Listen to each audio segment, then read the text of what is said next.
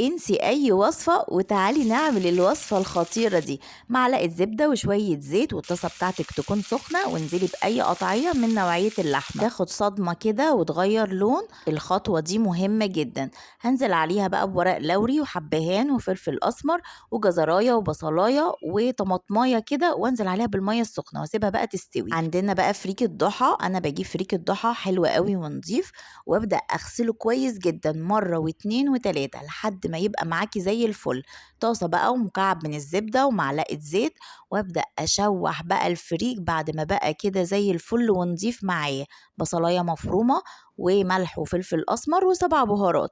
بس كده شوحيه كأنك بتشوحي رز كده لحد ما يتغلف بالمادة الدهنية. مش قادرة اقول لكم على جمال الوصفة وريحتها عاملة ازاي.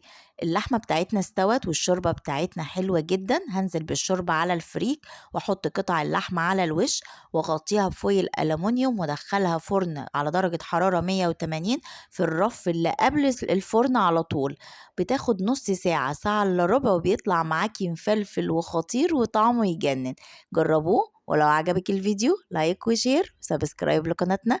اشوفكم في وصفات جاية كتير مع هبة ابراهيم. باي باي.